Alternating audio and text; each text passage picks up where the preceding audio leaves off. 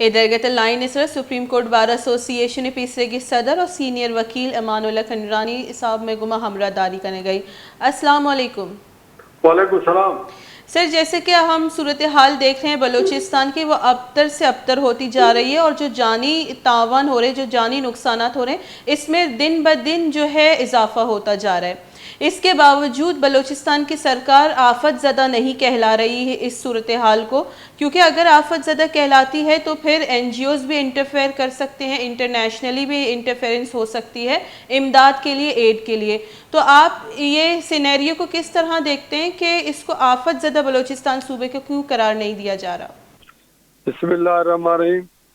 بلوچستان کی صورتحال ایک آفت نہیں بلکہ ایک بہت بڑا سانحے سے دو چار ہے.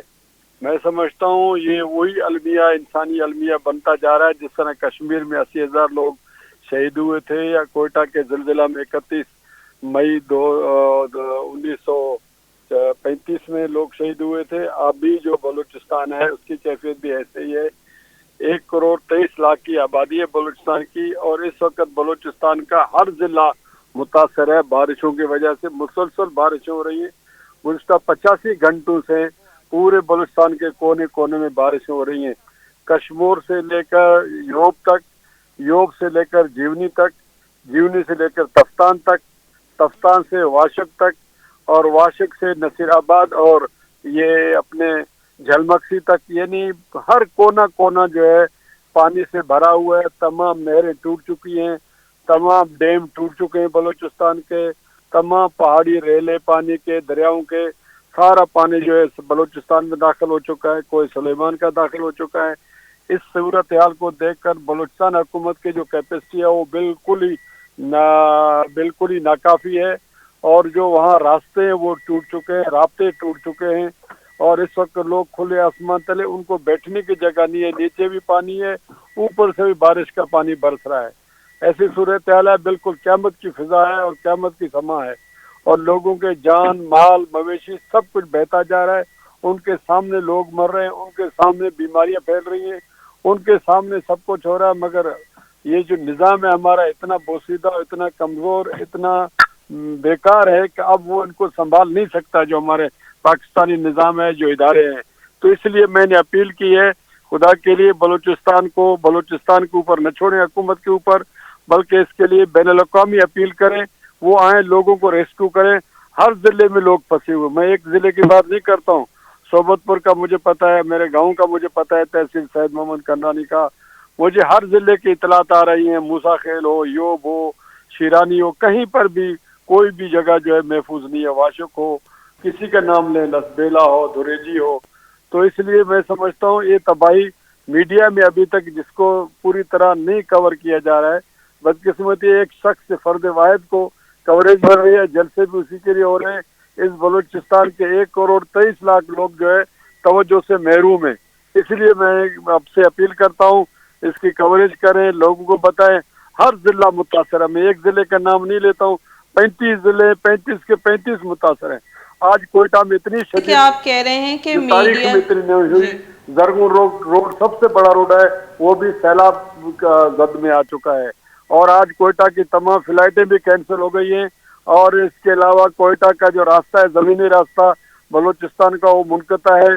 چاہے لسبیلا سے خزدار کا راستہ ہو، چاہے کشمور سے جیکاباد اور بولان کا راستہ ہو، چاہے بارکھان سے رکھنی سے ڈیرہ غازی خان کا راستہ ہو، چاہے یوب سے دانا سے ڈیرہ اسماعیل خان کا راستہ ہو، چاہے قلعہ عبداللہ اور چمن کا راستہ ہو، چاہے ریلوے کا راستہ ہو، تمام کے تمام راستے بند ہیں.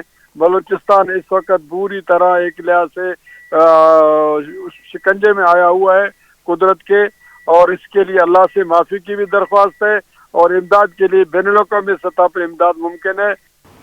کھنڈرانی صاحب، وش نیوز تو اپنی پوری کوشش کر رہا ہے کہ ہر جگہ سے، ہر پہر سے جو بلوچستان کی صورتحال ہے وہ میڈیا پہ لائے، سامنے لے کر آئے. لیکن مین اسٹریم میڈیا جو ہے وہ اس وقت دو پارٹیوں کے بیچ میں پھنس کے رہ گئی ہے.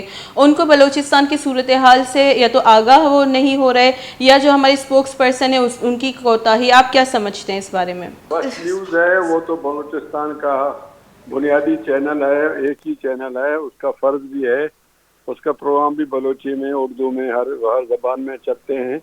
وہ بہت اچھا دیکھا بھی جاتا ہے، مگر جو مین اسٹریم میڈیا ہے جس کو بہت زیادہ فنڈز ملتے ہیں، اسی پاکستانی قوم کے فنڈ سے وہ چلتے ہیں، ان کو گورنمنٹس نوازتے ہیں، بلکہ ان کو سیاسی مقاصد کے لیے استعمال کرتے ہیں۔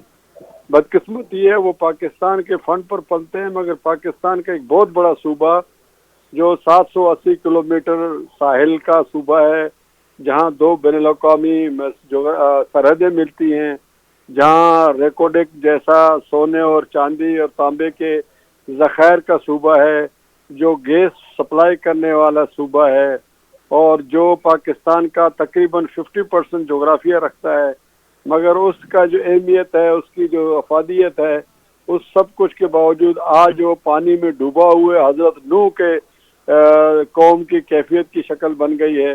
اس کے اندر میڈیا میں شہباز گل کو جگہ مل رہا ہے، عمران خان کو جگہ مل رہا ہے، 1,23,00,000 لوگوں کی محرومیاں اور وہاں کی جو جان و مال کی زندگی خطرے میں ہے، ان کے بارے میں کچھ بھی نہیں دکھایا جا رہا ہے۔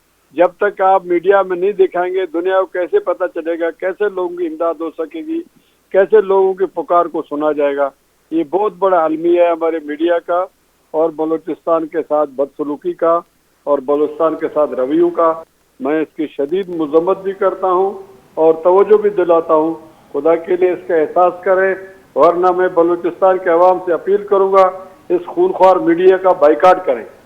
جی بہت بہت شکریہ امان اللہ کنڈرانی، سابق صدر سپریم کورٹ بار جیسے میگما گپتران کرنے کا بوتا گوشگا بوتا کہ چی صورتحال بلوچستان اور باعث کے مین سٹریم میڈیا ای واحدہ جیسے بلوچستانی سر توجہ بدے نہ کہ دو پارٹیاں سر تجزیہ اور تبصرہ بکنتی۔